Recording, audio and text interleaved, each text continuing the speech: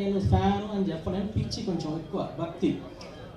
ఆవిడ మీద నేను 18 years కంటిన్యూస్గా సావిత్రి ఫోటో ఎగ్జిబిషన్స్ హైదరాబాద్లో పెట్టా. అటెండ్ అయిన వాళ్ళకి తెలుసు. 18 years కంటిన్యూస్గా పెట్టా. అలాగే ప్రతి ఇయర్ జయంతి అనుకుంటా, ఆ రోజు బాగా చెప్పారు చాముండేశ్వర్ గారు.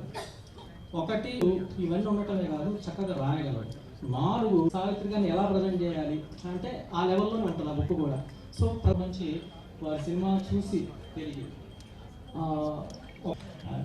సో అన్నయ్య చిరంజీవి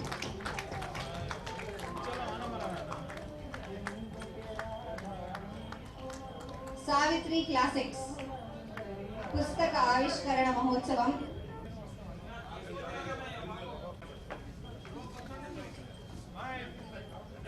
ఒకసారి మనందరం గట్టిగా చప్పట్లు కొడుతూ ఈ అద్భుతమైన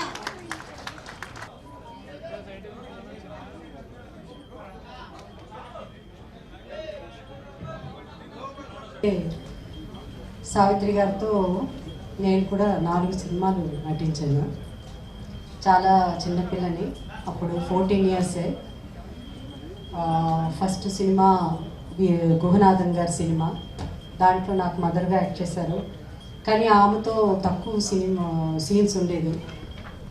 అప్పుడప్పుడే కొత్తగా ఫస్ట్ తమిళ పిక్చర్ అది. దూరం నుంచి చెప్పేవారు మహానటి సావిత్రి గారు అని. ఆ రోజులో టెలివిజన్స్ ఇవన్నీ ఏమి లేదు కాబట్టి నేను ఏ సినిమాలు చూడలేదు. సో కొత్తగా ఫ్రెష్గా ఎవరి గురించి ఏమీ తెలిసేది కాదు.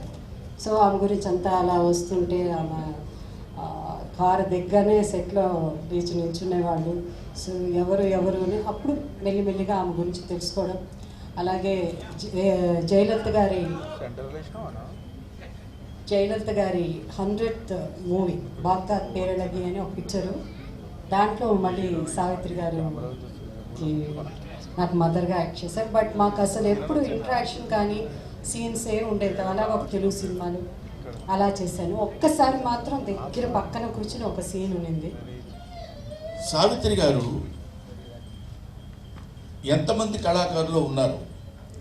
సావిత్రి గారి కూతురు చాముండేశ్వరి గారు, చిరంజీవి గారి భార్య సురేఖ గారు, వీళ్ళిద్దరూ స్నేహితుల ఏమిటి? ఈ పుస్తకాన్ని రచించినటువంటి సంజయ్ కిషోర్ ఈ పుస్తక ఆవిష్కరణ చేయాలనేటువంటి ఆలోచన కలిగినప్పుడు ఆవిడ ఎవరి దగ్గరికైనా వెళ్ళి అడిగితే ఎవరైనా చేయొచ్చు. చిరంజీవి గారి దగ్గరికే వెళ్ళాలని ఎందుకు అనుకున్నారో మనకి తెలియదు. వెళ్ళినప్పుడు నేను చాలా కొంచెం హెక్టిక్గా ఉందండి అనేటువంటి ఆలోచన లేకుండా వెంటనే ఎస్ అని ఎందుకు చెప్పాలి అనుకున్నారో, వీటన్నిటికీ వెనకాలుండి నడిపించినటువంటి ఒక అదృశ్య శక్తి, అదే సావిత్రమ్మ ఆత్మ. ఆవిడ నడిపించుకుంది, ఆవిడ చేయించుకుంది ఈ ఫంక్షన్. ఆవిడ దగ్గరుండి నాన్న చిరంజీవి నేను చనిపోయాను అంటున్నారు అందరూ.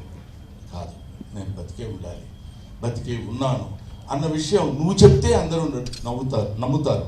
నువ్వు చెప్తే అందరూ తెలుగువాడు, తెలుగు మాట్లాడేటువంటి తెలుగు ప్రేక్షకుడు ఎవడైనా నువ్వు చెప్తే ఆనందిస్తారు, నమ్ముతారు. నాన్న మీ చేతుల మీదుగా నా పుస్తకాన్ని ఆవిష్కరించరా అని చెప్పిందేమో అనేటువంటి భావన నాకు కలుగుతుంది. లేకపోతే ఇది అతి సాధారణంగా ఇందాక చాముండేశ్వరమ్మ చెప్పినట్టు, ఇందాక ఆవిడ ఏదో మీ చేతుల మీదుగా జరిగితే చాలు, మీ ఇంట్లోనే ఈ పుస్తక ఆవిష్కరణ ఇలా జరిగితే బాగుందంటే, చిరంజీవి గారు అంటే ఆయన గురించి సభలో చెప్పాల్సింది సావిత్రి గారి గురించి అయినా, సావిత్రి గారి పెద్ద కొడుకులాగా ఆయన గురించి చెప్పాల్సిన విషయం నాకు ఏర్పడింది. ఏదో ఒక మామూలుగా అయితే మా ఇంట్లో జరుగుతుంది ఏంటి చేసేద్దాం అనేటువంటిది కాకుండా, సావిత్రి అంటే యూనిక్. సావిత్రి అంటే ఒక నట శిఖరం. ఆవిడ గురించి ఒక చిన్న ఫంక్షను ఎక్కడో ఇంత ఫంక్షన్ పెట్టి అయిపోయింది అని 4 కెమెరాతో చేసేటువంటి కాదు. సావిత్రి ఫంక్షన్ అంటే సావిత్రి ఫంక్షన్ లాగే ఉండాలి అంత. ఎందుకంటే ఆవిడ ఎడం చేతితో ఎంతమందికి ఎన్ని దానాలు చేశారో, ఎంతమందిని ఆవిడ అంటే నటనాపరంగా తీసి పక్కన పెడదామండి, దాని తర్వాత మాట్లాడుకుందాం. అటువంటి మహనీయురాలైనటువంటి ఆ మహానటి సావిత్రి గురించి ఆయన పెద్ద మనసు చేసుకుని ఇంతమందిని ఆహ్వానించి, ఆయన పిలిస్తే రాకుండా ఎవరు ఉంటారండి? బ్రహ్మానందం కూడా 11 గంటల వరకు ఉంటాడు, అదొక చరిత్ర. కాబట్టి అటువంటిది అటువంటి మహనీయుడు తలపెట్టినటువంటి ఈ కార్యక్రమం ఎవరు చేశారు ఇంకెవడయ్యేవాడు ఆ సావిత్రమే చేసుకుంటుందని నేను మనస్ఫూర్తిగా నమ్ముతున్నానమ్మా. అది అందువల్ల ఆ కార్యక్రమాన్ని ఆయన ఎన్నో అనలేడు. ఇంత అద్భుతంగా ఇంతమంది కలిసి ఇక్కడ చేయగలుగుతున్నారంటే ఆ సావిత్రి యొక్క గొప్పతనం. ఇక్కడ బ్రహ్మానందం చాలా బాగా యాక్ట్ చేసావు, ఇన్ని సినిమాలు చేసావు, ఎంత నటుడివి అని అన్నప్పుడు ఎప్పుడన్నా ఒకసారి నిజమైన వాళ్ళే లేకపోతే మళ్ళీ ఎందుకంటారు ఇలాగా చాలా గొప్పవాడేమో నేను అని ఫీల్ అవుతున్నప్పుడు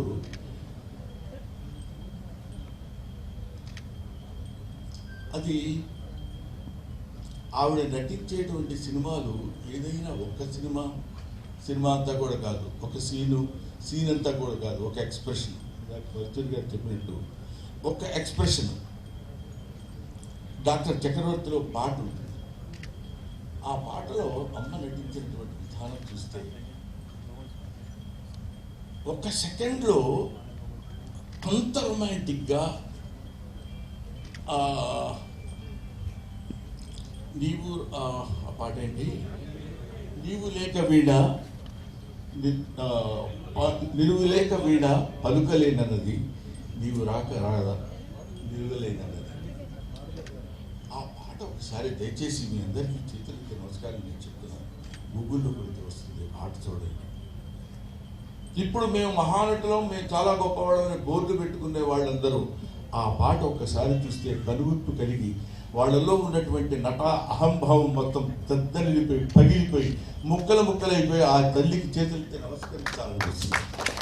అది అది ఎంతటి గొప్ప నటి అని చెప్పడానికి అయ్యో ఆవిడ చూడలేకపోయామన్న బాధ కంటే ఇలా చూస్తున్నప్పుడు ఇలా చేయాలా, ఇలా చేస్తే ఇది కదా నటన, ఇది కదా యాక్టింగ్ అని చెప్పినప్పుడు నేను కొంచెం తెలుగు చదువుకున్నవాడు కాబట్టి తెలుగు మాస్టర్గా ఒక విషయం చెప్పాలి.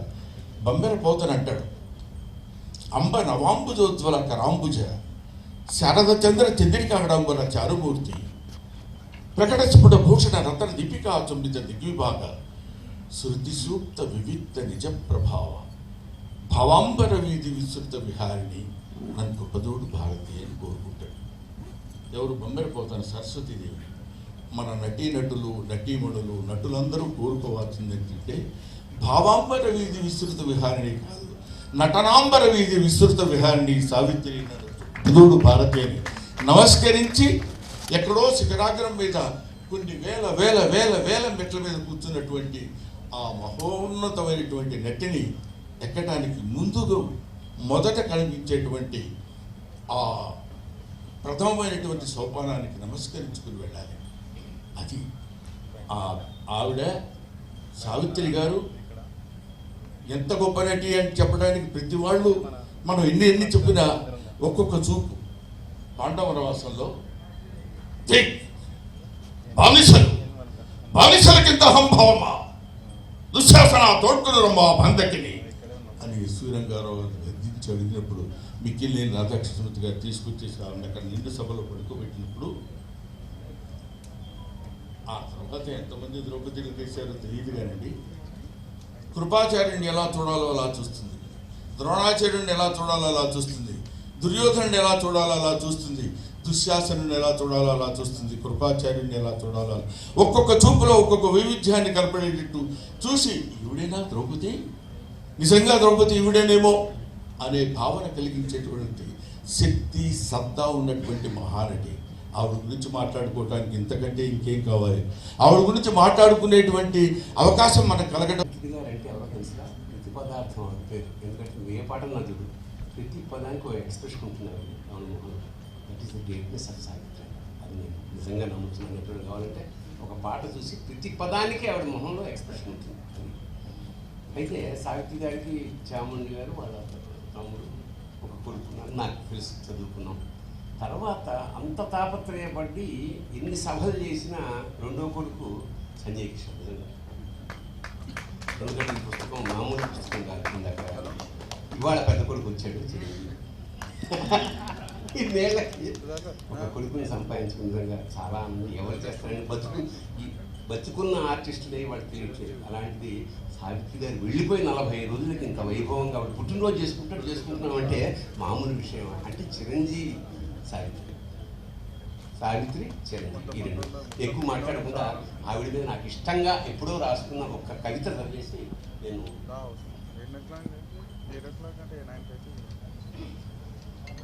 నవరసావిత్రి.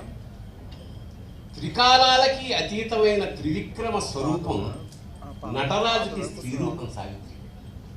సావిత్రి కొంగు నిర్మాతలకి బంగారం, హీరోలకి శృంగారం. ఆవిడ కన్యాశుల్కంలో నవ్వితే మధురమైన డంగి. మాయాబజార్లో ఘటోద్గచుని అనుకరిస్తే రంగారావే కంగారు పట్టాడు. ఆమె నాయక అయితే ప్రేక్షకుడే నాయకుడు, ఆమె చెల్లి అయితే ప్రేక్షకుడే అన్న, ఆమె పార్వతి అయితే ప్రేక్షకులంతా దేవదాసుడే.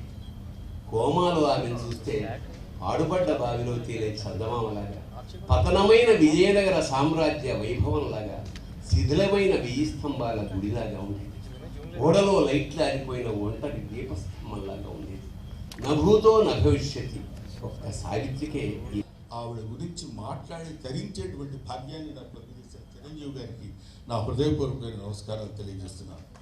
ఎస్వి రంగారావు గారు ఇందాక ఆయన చెప్పినట్టు ఎస్వి రంగారావు గారితో పోటీ పడి నటించడం అంటే మామూలు విషయం కాదు. ఎస్వి రంగారావు 6 అడుగుల ఆజానుబాబులు. ఆయన ఎక్కడ మన ఇది జకర్తా కాదు, ఎస్వి రంగ కీచకుడుగా నర్తనశాలలో చేస్తున్నప్పుడు మధుర తీసుకొని రమ్మని పంపిస్తుంది చెల్లె. సైరన్ చేయి తమ్ముడికి మధుర తీసుకెళ్ళి ఇచ్చిరా. అక్కడ ఒక సందిగ్ధంలో ఉన్నటువంటి చిన్న ఎక్స్ప్రెషన్, వెళ్ళాలా వాడి దుర్మార్గుడు తెలుసు కదా అన్నప్పుడు ఇద్దరు అలాగా 2 కొదమ సింహాలు పోటీ పడ్డట్టు ఉంటారు. ఒక ఆడసింహం, ఒక మగసింహం. చెయ్యి వచ్చేస్తావు, నేను చూడ ఎంత చేస్తాను అని 2 పోటీ పడి నటించినట్టు అనిపిస్తుంది. మారణి కించి సర్వాలంకార భూషిత అయిన నిన్ను చూచిన నా మనసు ఊగి నేను మోకరిగా మారణి. 5 భర్తలకు భార్యనే దాను ఆరపడు నన్ను అంగీకరించలేవా, ఆనందపరచలేవా మారణి. ఎస్వి రంగారావు మాట అన్నప్పుడు సావిత్రి చూస్తుందండి. అమ్మా చూస్తుంది, ఆవిడ చూస్తారండి అంటే బాగుంటుంది. ఆవిడ ఎలా చూస్తుందంటే నీచత్వంలో కూడా ఇంత పరాకాష్ఠ ఉంటుందా? 5 భర్తలకు భార్య అయిన దాను ఆడవాడుగా నన్ను అంగీకరించలేవా, ఆనందపరచలేవా మారణి రా మన కోసం హంసతురిగా బల్పం ఎదురు చూస్తుందా? ఆయన తండ్రి కూతుళ్ళుగా కూడా నటించారు.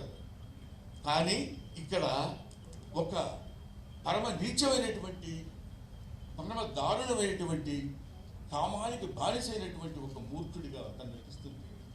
అక్కడ అసహించుకుని జుగుప్సాకరంగా ఉండేటువంటి ఒక వ్యతిరేకించే ప్రేయసిలా నటించడం అంటే ఇలాంటివి ఎన్నెన్ని చెప్పాలి సావిత్రమ్మ గురించి. ఆవిడ ఒక విశ్వనట మహావృక్షం.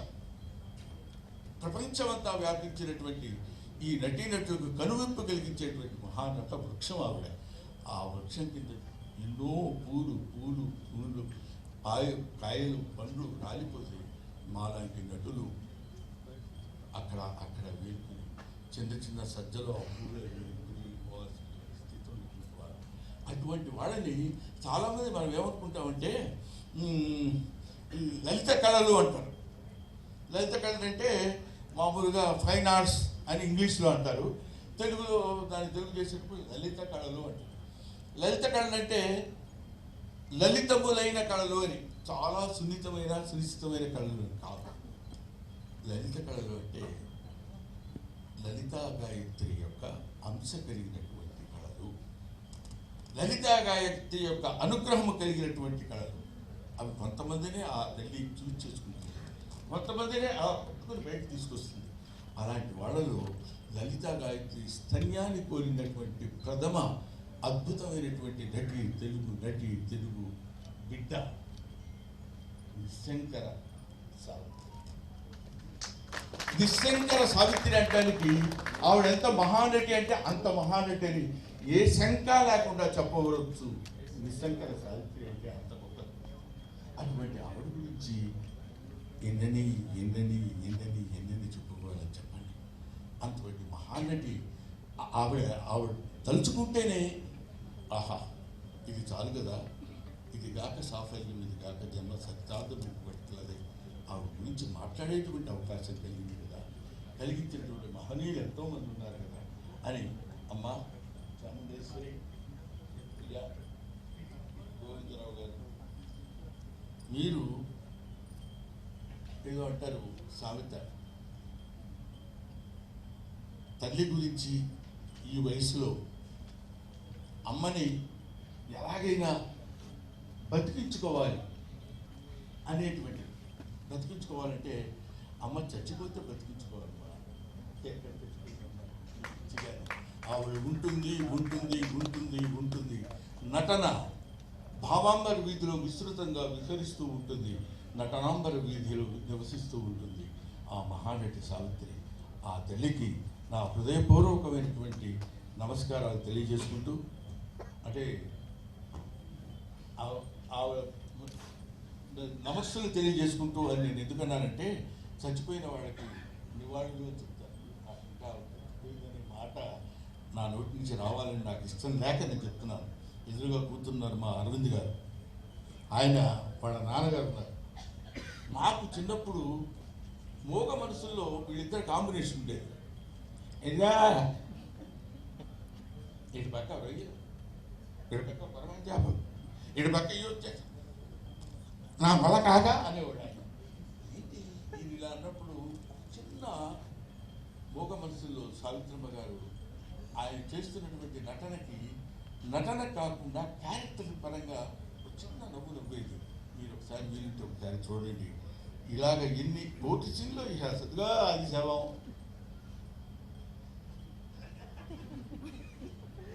అది అని ఆయన ఇలాంటి మహానటుల యొక్క సమ్మేళనం అదొక మంచి మనసు. ఇది మహానటుల యొక్క సమ్మేళనం. ఆ రోజుల్లో ఎస్వి రంగారావు గారు, సూర్యకాంతమ్మ గారు, అల్లు రామలింగయ్య గారు, ఎన్టీ రామారావు గారు, నాగేశ్వరరావు గారు, ఎవరు కృష్ణరాజు గారు, శోభన్ బాబు గారు, కన్నామ్మ గారు, ఆవిడ, ఇలాంటి వాళ్ళని ఎవరిని మనం అంటే ఇంకా కన్నామ్మ గారు మాకంతా లేదు కాబట్టి ఒకవేళ మిస్ అయి ఉండొచ్చేమో కానీ అంతటి మహనీయులైనటువంటి గడ్డ పుట్టినటువంటి తెలుగు గడ్డ మీద ఆ మహానటి సావిత్రి పుట్టింది. ఎంతమంది ఉన్నా Savitri she is not 3, Savi 1. Thank you very much. నాకు అవకాశాన్ని కల్పించిన అందరికీ నా హృదయపూర్వక నమస్కారాలు తెలియజేసుకుంటూ, ముఖ్యంగా ఈ పుస్తక రచన అపాపాత్రం ఫ్రెండ్స్ వారి ఇంటికి వచ్చినప్పుడు అక్కడ నా స్నేహితుల కోసం నేను ఉన్నప్పుడు వారిని ఒకసారి కలిశాను. అంతే, నేను చూడడం ఆమె. నేను ఇండస్ట్రీకి వచ్చేటప్పటికీ ఆమె రిటైర్ అయ్యి ఆ స్టేజ్లో ఉన్నారు. కాకపోతే కారులో వస్తూ సావిత్రి గారితో పోల్చదగిన మరో నటి ఇంకెవరన్నా ఉన్నారని ఆలోచించినప్పుడు మీనా కుమారి గారు ఒక్కరే ఉన్నారేమో అని అనుకున్నాను నేను. అది వచ్చి మన తనికల భరణితోటి వాళ్ళతోటి పోల్చదగిన వాళ్ళు ఒక్క మీనా కుమారి కదా అన్నారు. తప్పండి అన్నారు ఆయన. అదేంటండి అని. ఈమె హాస్యం కూడా చేయగలరు, మీనా కుమారి హాస్యం చేయలేరు. హాస్యం చేసిన వాళ్ళే పూర్తి నటులు అవ్వగలరు అని ఆయన చెప్పినప్పుడు, సరే సార్ అది పర్సనల్గా చెప్పినా కూడా నేను కోట్ చేయాల్సి వచ్చింది. అట్లా ఆలోచిస్తే అది ఒక 70 ఏళ్ళ నుండి చూస్తే ఒకే ఒక మనిషి అంతటి ఉన్నత స్థానానికి నటిగా వెళ్ళగలిగిన వారొక్కరే అనేది చాలా గొప్ప విషయం. వారికి ఇటువంటి పుస్తకాన్ని ఆవిష్కరించడం, దానికి చిరంజీవి గారు నడుము కట్టుకుని ఈ పనిని ప్రత్యేకంగా ఆయన మీద వేసుకుని ఇలా చేయడం అనేది అది క్యారెక్టర్. ఆయన ఎవరి దగ్గరికన్నా వస్తే అది డిజర్వింగ్ అని అనిపిస్తే ఎంత దూరం ఉన్నా వెళ్ళడం అనేది ఆయన క్యారెక్టర్. అది అందుకని వారు అడగగానే ఆయన తీసుకుని దాన్ని ఇది కార్యక్రమం చేసి ఆవిష్కరించేటట్టు చేశారు చిరంజీవి గారు. అందరికన్నా మీ గురించి నాకు తెలుసు కనుక సురేఖ తర్వాత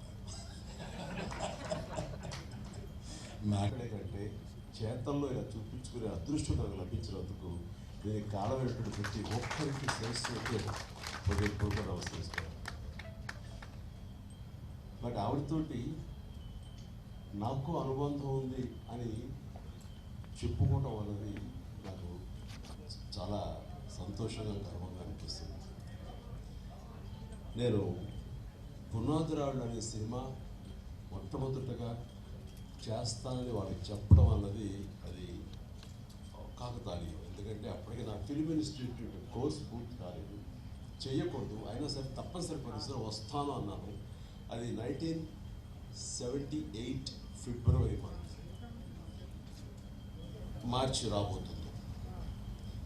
అక్కడ ఎవరు ఉంటారంటే అప్పట్లో ఆర్టిస్టులు ఎవరో కూడా నాకు తెలియదు. 4 కుర్రవాళ్ళు, నరసింహరాజు హీరోగా ఉంటాడు, నువ్వు అందులో 5లో ఒకటి.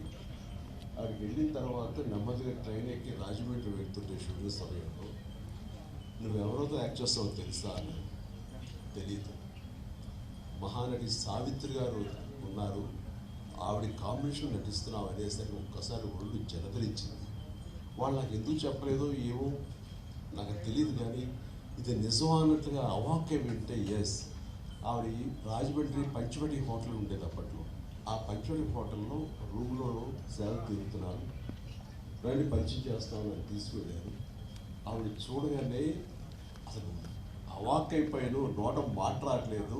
ఈ నెల ఎన్నాడు తెరవిదారు. నేను మా నాన్నగారు అభిమానించేవాళ్ళు, ఆవిడని ఎంతగానో అలా చూసేవాళ్ళని. ఏమీ మాట్లాడలేదు. నీ పేరేంటి బాబు అని అంటే అది అన్నాను. ఎందుకంటే ప్రసాద్ నుంచి చిరంజీవిగా మారిన 1వ రోజు 2వ రోజు అది రాజమండ్రికి బయలుదేరడానికి దారిలో అనుకున్నాను పేరు, ఇవే చెప్పాలి. చిరంజీవి అన్నాను. శుభం అని అన్నారు. రేపు ఎప్పుడు మనంతా కలిసి నటిస్తామని చెప్పారు. అయిన తర్వాత అక్కడ రాజమండ్రి షూటింగ్లో వర్షం వచ్చింది. ఫిబ్రవరి మార్చిలో వర్షం ఏంటంటే అనుకోవచ్చు, మ్యాంగో షవర్స్ అంటారు, మొన్న కూడా వచ్చింది. అలాంటి అకాల వర్షం వచ్చింది. ఒక గచ్చుతోటి ఉన్న ఒక హౌస్ పంచలో పైన టాప్ రూఫ్ ఉంది, కానీ జల్లు పడుతుంది అనమాట. అందులో నటించినటువంటి యాక్టర్లు అందరూ రోజరమణి, కవిత, సావిత్రమ్మ గారు, గోకెన్ రామారావు, కొంతమంది ఆర్టిస్టులు వీళ్ళందరూ ఉన్నారు, నరసింహరాజు వీళ్ళందరూ ఉండిన తర్వాత చాలాసేపు వర్షం వస్తూనే ఉంది, ఎవరికి తోయట్లేదు. మీకు తెలుసా ఈ అబ్బాయి చిరంజీవి అనే అబ్బాయి డ్యాన్స్ చాలా బాగా వేస్తాడు, సరదాగా చిరంజీవి డ్యాన్స్ అయ్యాడు. నేను అడగటం ఆలస్యం అలాంటి ముందు రెడీ అయిపోతాను. నా దగ్గర టేప్ రికార్డ్ ఉంది. అప్పట్లో మోనియమ్మనో లేకపోతే ఇలాంటి కొన్ని అబ్బా ఇలాంటి కొన్ని ఇవి ఉన్నాయి ఇంగ్లీష్ నెంబర్స్. అది వేసుకుని డ్యాన్స్ వేస్తాను. నాకేంటి సావిత్రి గారు చూస్తున్నారు, ఇంకా పెద్ద ఉత్సాహం నాకు. అలా చేస్తుండగా ఆ జల్లుకి నా కాలు జారి గమ్ముకుని కింద స్లిప్ పడిపోయాను. పడినవాడిని ఆగకుండా అక్కడ నాగుపోవడం డ్యాన్స్ లాగా చేస్తూ ఏదో అలా చేసేసరికి వాళ్ళందరూ క్లాప్స్ కొట్టారు. ఆవిడ చాలా సంతోషించి నాకు చాలా బాగా నచ్చేవయ్యా అంటూ దగ్గర తీసుకుని ఆవిడ నా భవిష్యత్తులో మంచి యాక్టర్ అవుతావు అని అన్న మాట అంత ఇంత కదా. అంతటి మహానటి నోటు వెంబట చాలా మంచి యాక్టర్ అవుతావు, ఎందుకంటే నేను స్పోర్టిలో చూశాను, ఆ తర్వాత కింద పట్ట తిరిగి డ్యాన్స్ వేయడం అనేది ఆ నేచర్ చూశాను. ఇవన్నీ చూస్తుంటే కనుక నీకు మంచి భవిష్యత్తు ఉంటుంది అని ఆ మహాతల్లి చేత అనిపించుకోవడం అనేది నాకు అంత ఇంత కదా ఈ ఏరులో బలంగా. ఆ తర్వాత మళ్ళీ ఆవిడతోటి మరొక సినిమా చేసే అవకాశం కలిగింది. అది చాలా రోజుల తర్వాత, అంటే 1980లో అనమాట, 1980లో. అది ప్రేమ తరంగాలు అని చెప్పేసి, అందులో నేను, కృష్ణరాజు గారు, సుజాత గారు, జయసుధ గారు మేమంతా ఉన్నాము. ఆవిడ నా తల్లి పాత్ర. ఆ తల్లితోటి మళ్ళీ ఆవిడ బిడ్డగా యాక్ట్రెస్ నటించే అవకాశం నాకు కలిగింది. ఇట్లాగా ఆ తర్వాత మళ్ళీ నేను ఆవిడ చూసే అవకాశం కానీ ఆవిడతోటి నటించే అవకాశం కలగలేదు. ఆ తర్వాత కాలం చెందాను. కానీ ఆవిడ సినిమాలు ఎప్పుడు చూస్తుంటాను, పాత పాటలు ఎప్పుడు ఇంట్లో పెట్టుకుంటుంటాను. ఏదైనా పాత పాట చూడాలంటే కనుక అప్పుడు సావిత్రమ్మ గారు యాక్ట్ చేసినవి, ఆవిడ పాడినవి, ఆ పాటలు చూస్తుంటాను.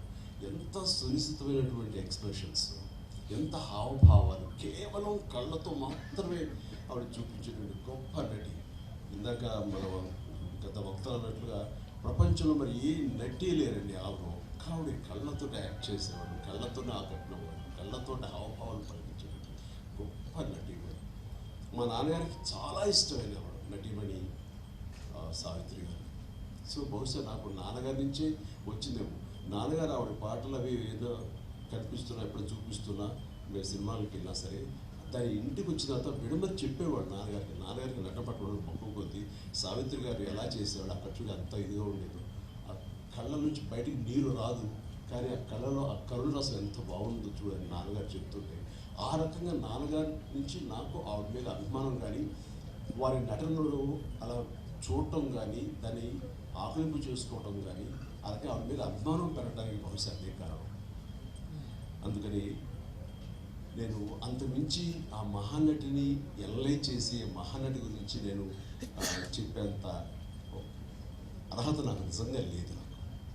బట్ ఆవిడ అనుక్షరం ఆవిడని ఎప్పుడు మనసులో ఆరాధిస్తుంటాను. నాకు మంచి ఫోటోగ్రాఫ్ మన కిషోర్ ఇచ్చాడు, సంజయ్ కిషోర్. అది ఎప్పుడు ఆ బెడ్రూమ్లో పెట్టుకుంటూ ఉంటాను, అంతగా ఇష్టపడతాను. ఒకసారి అదే చెప్తున్నారు చాముండేశ్వరి గారు, ఇంటికి వచ్చినప్పుడు నేను ఆవిడని ఎప్పుడు ఎంతగా ఆరాధిస్తానో, మీరు సడన్గా వచ్చారు నిజంగా తెలియదు, కానీ మీరు నమ్ముతారు నమ్మరు అంటూ ఆ బెడ్రూమ్లోకి వెళ్ళి ఆ ఫోటోగ్రాఫ్స్ ఆవిడ చూపించినప్పుడు ఆవిడ ఎంత స్పందించారు, ఎంత ఇదే అంత ఇంత కాదు. బహుశా అంతగా ప్రేమించే ఒక యాక్టర్ చిరంజీవి లాంటి మనిషి చేత ఇది చేయించాలని ఆవిడకి ఎందుకు అనుకుంటున్నారో ఏమిటో నాకు నిజంగా తెలియదు. కానీ మన బ్రహ్మానంద గారు వాళ్ళ అన్నట్లుగా ఆ మహాతల్లి పైనుంచి నా గురించి ఇది ఈ పుస్తక ఆవిష్కరణ కానీ నా గురించి మరింత యంగర్ జనరేషన్స్కి తెలిసే విధంగా ఆ అవకాశం మళ్ళీ చిరంజీవి ద్వారానే బయట ప్రపంచానికి మళ్ళీ అందరికీ తెలిసేలాగా నేను ఎప్పుడు చిరంజీవిగానే ఉంటాను. ఆయన మాటలు చాలా బాగా చెప్పారు. నేను చనిపోలేదు, నేను బ్రతికే ఉన్నాను అన్నది చెప్పుకునే ఇది నా ద్వారా లభించినందుకు, నేను దానికి ఒక వారధిగా ఉన్నందుకు నేను చాలా నా జన్మ సార్థకమైందని భావిస్తున్నాను. అలాంటి అవకాశం నాకు ఇచ్చినటువంటి విజయ చాముండేశ్వరి గారికి, గోవిందరావు గారికి నా హృదయపూర్వక ధన్యవాదాలు తెలియజేస్తున్నాను. వారి ఇంటికి వచ్చినప్పుడు చాలా చిన్నగా చేసేద్దామండి, ఎందుకంటే అమ్మకి ప్రకృతి అనేది చాలా ఇష్టం. మీ ఇంట్లో ఎటు చూసి సరే పూల మొక్కలతో చాలా అందంగా ఉంది, ఇలాంటి చోట చేస్తే బాగుంటుంది, మీలాంటి మనసున్న మనుషులు చేస్తే సరిపోతుంది అనుకున్నప్పుడు అంతటి గొప్ప నటీమణిని, అంతటి వ్యక్తిని ఒక చిన్న చోట చిన్నగా చేయటానికి నాకు మనస్కరించండి. అందరికీ కొంచెం టైం తీసుకున్నా సరే ఇంతమందికి ఆవిడ గురించి చెప్పేలాగా అలాంటి ఆయా వక్తలు నేను ఇన్వైట్ చేసి వారి ద్వారా ఆవిడ గొప్ప ఔన్నత్యాన్ని తెలిసేలాగా నా వంతు ప్రయత్నం చేశాను. అందుకని ఇందులో నేను ఆవిడ గురించి ఏమని చెప్పగలను నేను చెప్పలేను. బట్ ఆవిడ గురించి ప్రేమ, నాకు తల్లి లాంటి ఆవిడ మీద నా ప్రేమ మనసులోనే పదిలంగా దాచుకుంటూ, ఆ మహాతల్లి నాకు తన కూతురైన చాముండేశ్వరి, నా సోదరైన చాముండేశ్వరి ద్వారా నాకు ఈ అవకాశం ఇచ్చిందని భావిస్తూ, ఇది నా జీవితానికి తగ్గినటువంటి గొప్ప అమూల్యమైన అవకాశంగా నేను భావిస్తున్నాను. అంటే ఒకసారి మాటలు కొరవడిపోతాయి, ఈసారి నిజంగానే నేను మాట్లాడేటప్పుడు మాటలు వెతుక్కుంటున్నాను. దానికి కారణం లోపల తన్నుకొస్తున్నటువంటి ఉద్వేగం. అలాంటి భావోద్వేగాల మధ్య ఉన్న నాకు ఆ మహాతల్లికి మీ అందరి సమక్షంలో నేను మనస్ఫూర్తిగా నా నివాళులు అర్పించుకుంటూ, ఆ మహాతల్లికి ఇంతకంటే ఇంకేం చేయగలను అంటూ నేను తెలియజేస్తూ, ఇంత ఓపికగా మీరు అందరూ ఉన్నారు, ఇంత చక్కగా మీరు అందరూ వీక్షించారు, అందరికీ నా హృదయపూర్వక ధన్యవాదాలు తెలియజేస్తూ, నాకు ఈ అవకాశం ఇచ్చినందుకు ప్రతి ఒక్కరికి నా హృదయపూర్వక ధన్యవాదాలు. అలాగే పేరున ఇప్పుడు ఇచ్చేసినటువంటి అందరూ కూడా ఒక ఫోన్ కాల్ చేసి రండి అనగానే